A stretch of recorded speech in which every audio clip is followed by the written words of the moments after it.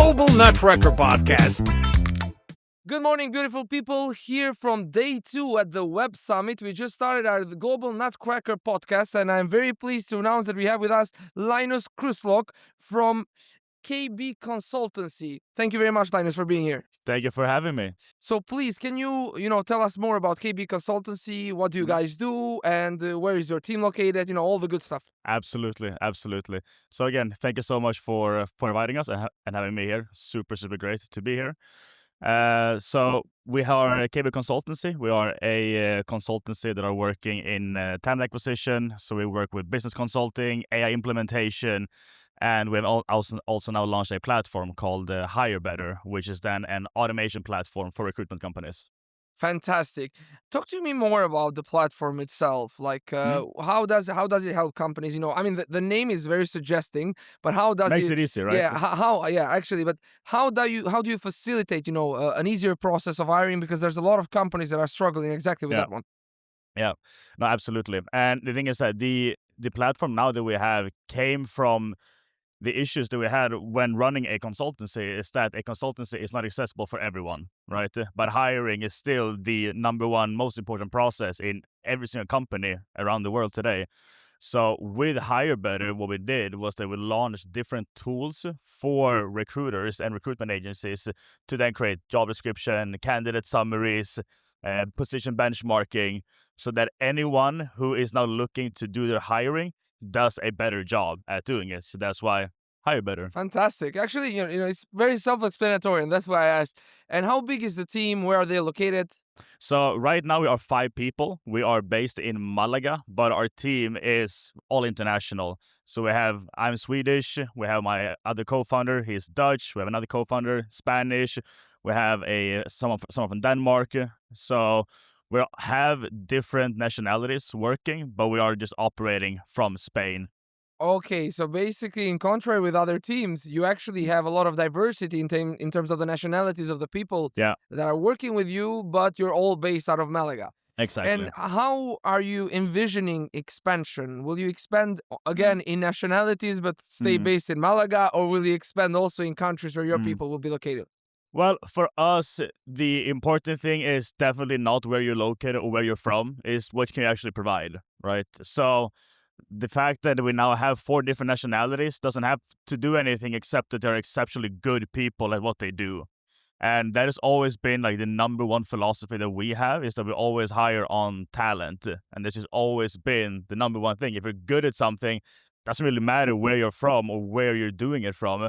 You just need to be really good at it. So to then answer your question, it doesn't really matter if they are in Spain or from another country also. I agree totally with that one, right? There are also some line of thoughts, especially when it comes to commercial teams, though, that you need people with boots on the ground.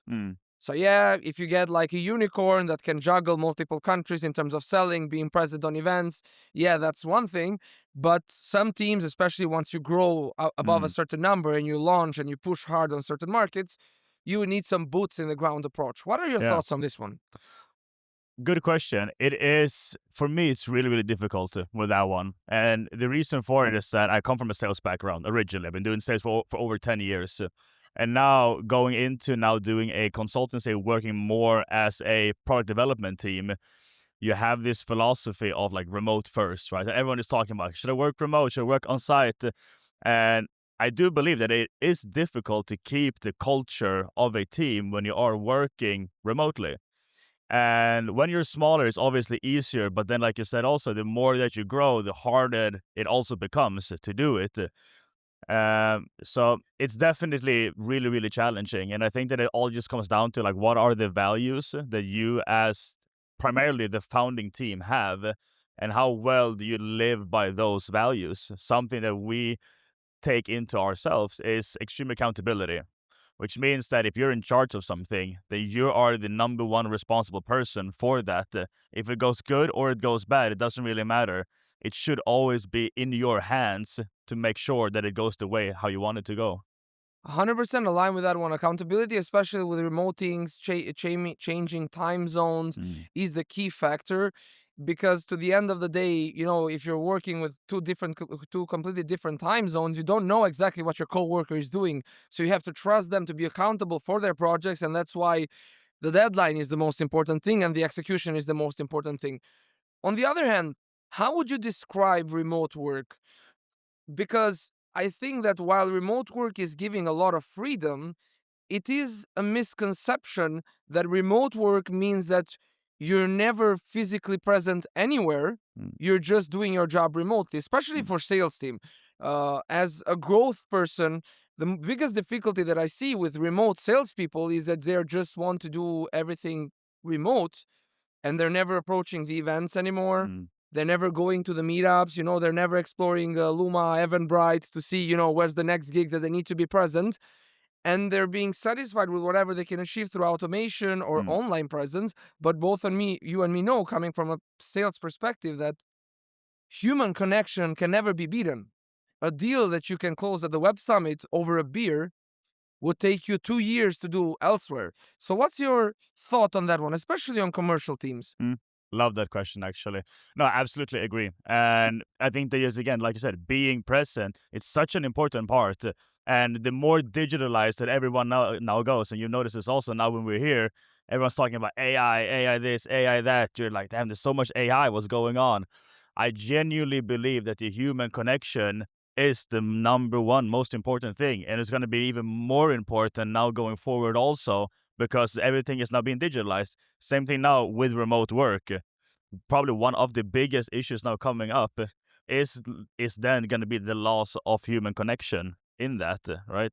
So you need to go to events, and you need to be, if you're not working remotely, for example, we have our team, we are a remote first. So people now go to Brazil, they work from there. We go to Sweden, work from there. But when we go there, we still need the human connections. It's not like you work remotely and you lock yourself up in your room. Doesn't work like that. It's not healthy for you either. So you still need the human connection to it.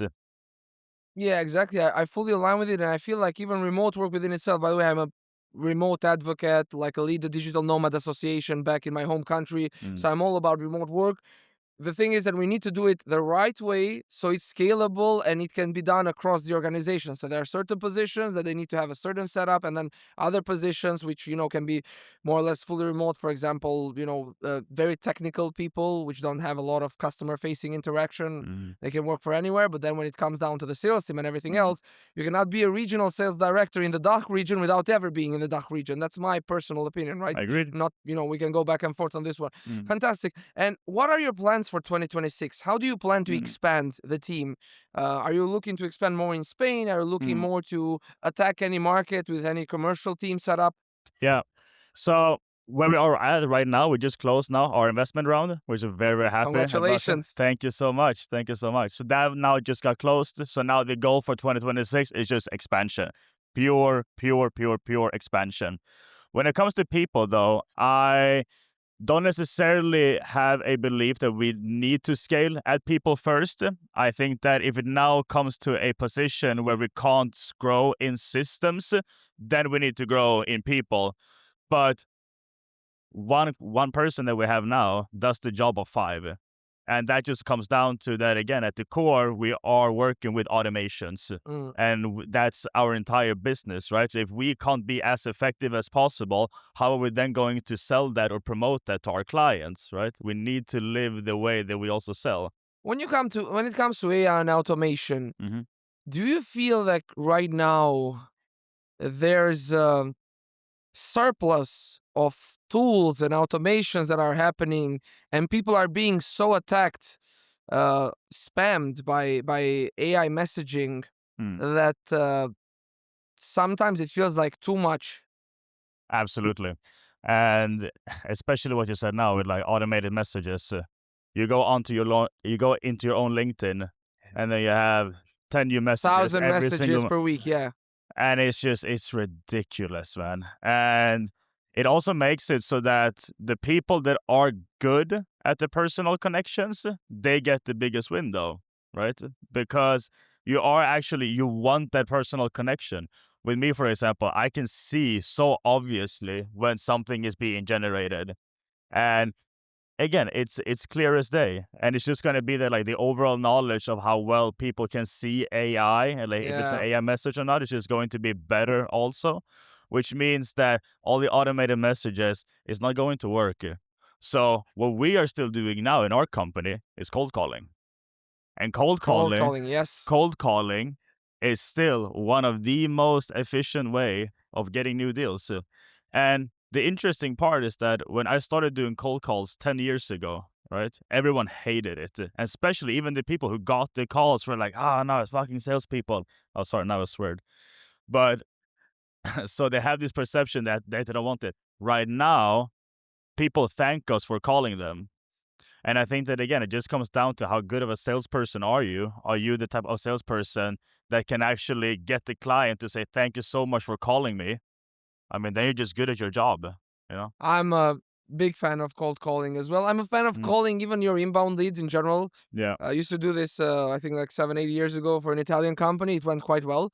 So right now we'll drop into the rapid fire session where we have 3 questions for you. Let's go. The first one being in 3 words, the key to scaling successfully. 3 words only. Ooh. Quickly. Yes? Good. Efficiently. Good. I love them. Weirdest compliance rule you've ever seen? Wow. Most of them are weird, so you have to have a preferred one. Do you mean in Spain, where we are now? Wherever, man. I don't judge. We're global here. Oh, that's good. I mean, it definitely needs to be one of the Spanish laws. There is, it's so weird, man. There's so many different laws that we need to follow in that. So it's definitely one of the Spanish ones. Mine would be Italy. When I started in Native Teams as a business development manager, I went through an Italian payslip. I understood that I needed to study 12 years to go through that one. It was crazy. It was the regional one. It was how many kids. It was how many people you expect to hire during the year, which you do not have a magic wand to wonder. So for me, it's that one.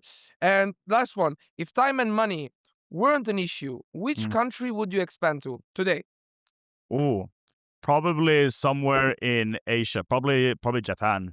Actually, yeah, more for a personal reason that I think it's absolutely beautiful. But I think that also that our services that we provide would go really, really well inside of the Asian market. But then again, to go into a completely new continent, you need to also have the knowledge to do it. Fantastic. Well, Linus, I thank you very much. Congratulations on the race, and really hope to see growth for 2026 for KB Consulting, and looking forward to the next one. Thank you very much. Thank you so much, my friend. Go global, not nuts.